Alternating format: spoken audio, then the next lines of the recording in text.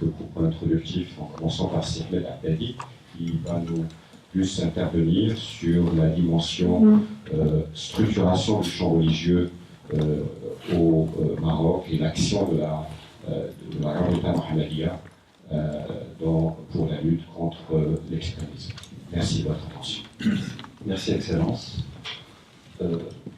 En guise de courte introduction, j'aimerais dire que notre espèce est rongée par un venin qui est celui de la peur. On a peur les uns des autres, on a peur de l'avenir. Et quelques chiffres qui témoignent de ceci, c'est qu'on dépense annuellement 2,7 trillions de dollars pour l'armement, dont on n'utilise que 13% pendant les temps de guerre. Et le reste, c'est rongé et ça constitue un problème. Comment s'en débarrasser après parce que ça devient obsolète. Les inconvénients collatéraux peuvent s'élever jusqu'à 14 trillions de dollars annuellement, ce qui fait 2288 dollars par être humain de par la planète. 2288 dollars par personne qu'on dépense parce qu'on a peur les uns des autres. Comment se débarrasser de ce venin? Comment essayer d'économiser ces montants colossaux pour le bien de notre espèce? Je pense qu'il y a là un créneau fonctionnel, ce qui va bien sûr faire de ce dialogue interreligieux une dimension fonctionnelle. Ce n'est pas de la cambaya, on vous aime, vous nous aimez, on est frères et sœurs sur une petite planète, mais c'est quelque chose de fonctionnel. Et donc on devrait s'y mettre. C'est un petit peu le génome que le royaume du Maroc adopte lorsqu'on touche à ces dimensions-là, qui sont les dimensions de dialogue interreligieux et la visite du pape au royaume est bien sûr dans ce cadre-là par excellence. Pour ce qui est de la restructuration du champ religieux, il y a une tendance de fonctionnalité depuis le début. Donc il y a une ingénierie. Cette ingénierie vise à la fonctionnalité. Il y a un pilier central qui est la commandie des croyants qui est exclusive constitutionnellement au roi par l'article 42 de la Constitution. Et cette instance est inclusive parce que ce n'est pas seulement les musulmans, mais aussi les juifs et les chrétiens. Et puis c'est une dimension qui assure la régulation en continuité. Et donc cette institution se fait aider par d'autres institutions. Un, le Conseil suprême des oulémas, qui vise à assurer deux articulations, la fatwa, lorsqu'il y a une chose de nouveau. Donc on s'attelle par le biais de al-ijtihad pour générer les réponses qui sont dérivées de la religion, basées sur les choix majeurs, à savoir le rite malikite, la doctrine ash'arite et le soufisme junaydite. Doctrine ash'arite est une doctrine qui assure la jonction entre texte et raison.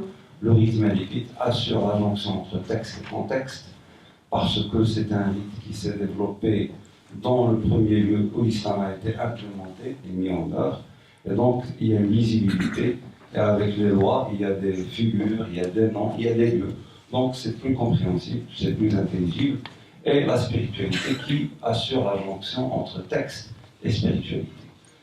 Et donc, la fatwa est basée sur ces choix majeurs, ainsi que l'irshad, c'est-à-dire la guidance. Elle est basée aussi sur ces choix qui ont duré depuis 12 siècles au royaume du Maroc. La troisième institution, c'est la Rabita Mohammedia des oulémas, par le biais de laquelle il y a une prise de conscience du fait que la société, n'importe quelle société humaine, ce n'est pas seulement des adultes. Il y a des enfants, il y a des jeunes. Et si on s'aventure à opérer du prêchi-prêcha avec les enfants en matière de la religion, donc ça va être zappé, tout simplement. si on s'aventure à parler aux jeunes un langage qui n'est pas celui de la Generation Z, ce discours va être zappé.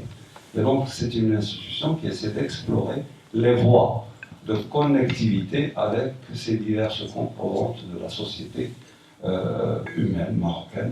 Et donc, il y a le gaming, gamification, il y a les dessins animés, il y a les plateformes numériques, mais il y a aussi les livres canoniques et la production qui s'opère par le biais des 30 unités de recherche de la Vérité Mohammedien des ulémas.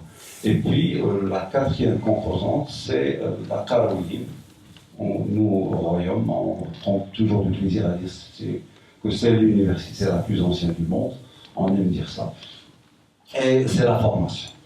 Donc, toutes sortes de besoins en ressources humaines touchant à la dimension religieuse est supposé être assuré par l'université Qarawiyyin, par tous ses départements et ses facultés. Et puis, cinquièmement, les voies soufis. Les voies soufis au Royaume du Maroc ont été repensées dans le nouveau contexte mondial, international, où il y a eu le délitement, l'effilochement de la famille étendue. Donc, il y a une sorte de solitude humaine par l'installation de la famille nucléaire. Et donc, c'est un point d'infiltration des extrémistes. Ils offrent de la solidarité, ils offrent des communautés, et les voies soufis sont la meilleure antidote pour ceci. Et donc, ça garantit une solidarité, mais une solidarité en joie, parce que l'islam a deux portes majeures, porte de majesté, fait, ne fait pas, licite, illicite, etc. Mais il y a aussi cette porte de beauté, qui est la transcendance spirituelle.